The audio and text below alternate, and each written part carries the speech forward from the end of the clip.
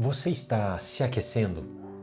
No livro de 2 Reis, conta uma história interessante sobre o profeta Eliseu e uma mulher de Sunem, chamada de a Sunamita. O texto nos informa que Eliseu, que era o profeta da porção dobrada de Elias, ele passava por essa cidade e ali residia uma família, uma mulher e seu marido. E sempre quando o profeta Eliseu passava por ali, a mulher o hospedava, dava para ele alguma refeição. E por isso ela até chega a construir um quarto na sua casa para que o profeta Eliseu pudesse repousar quando ali passasse.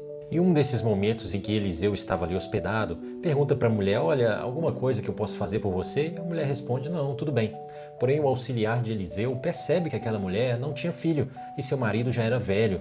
E um filho naquela época representava muita coisa, era algo muito importante e aquela mulher não tinha essa bênção da maternidade.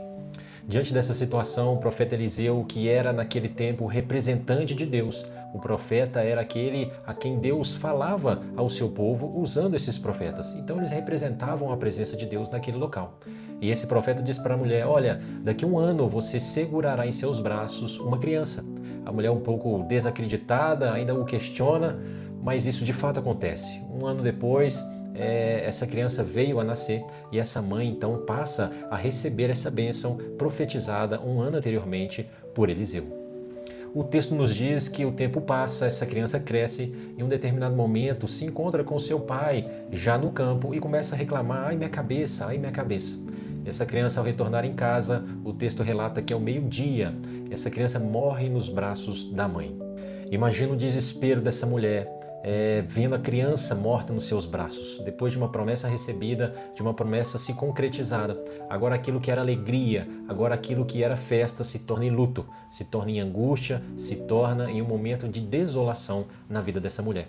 E muitas vezes nós nos desesperamos frente a situações como essa, situações de luto, de morte, de angústia, de desespero. Mas essa mulher nos ensina. A primeira coisa que ela faz, e o texto vai nos dizer, ela leva essa criança ao quarto que tinha feito para o profeta Eliseu. Lembrando que o profeta representava a presença de Deus. A mulher decide, em primeiro lugar, levar o seu luto, o seu problema, ao lugar que representava a presença de Deus. Posteriormente, o texto nos diz que ela corre em direção ao profeta que estava numa outra localidade. E chegando lá, ela conta o que aconteceu e o profeta envia o seu auxiliar para que pudesse ir de encontro ao menino já falecido. O auxiliar, quando chega, executa as ordens que o profeta tinha lhe dado, encostar o cajado no rosto do menino. Mas nada acontece, porque o auxiliar não era o profeta. O auxiliar não era o ungido. O auxiliar não era o representante de Deus ali. Porém, quando o profeta Eliseu chega no quarto, o texto vai dizer que ele se deita sobre a criança, coloca suas mãos sobre as mãos da criança e ele faz algo que o auxiliar não tinha feito. Ele ora ao Senhor. E a partir desse momento, o texto nos diz que essa criança começa a se aquecer. O corpo dessa criança começa a se aquecer e o fôlego de Deus entra novamente na criança e ela passa a ter a vida novamente. Ela passa a viver um novo avivamento.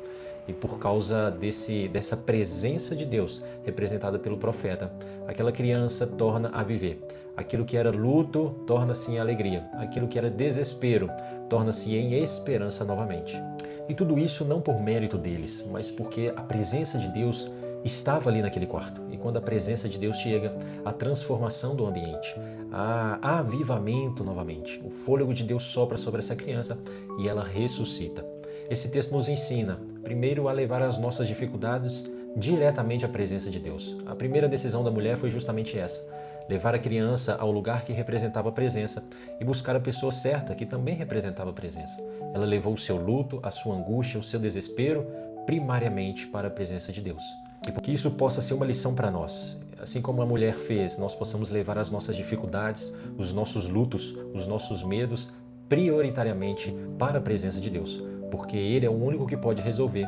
E é nesse local, nesse ambiente, onde haverá transformação, avivamento, e aquilo que era luto se torna em alegria, aquilo que era angústia se torna em felicidade, aquilo que poderia ser um grande problema se torna em uma resolução, quando nós colocamos isso na presença de Deus. Muito obrigado e que Deus te abençoe.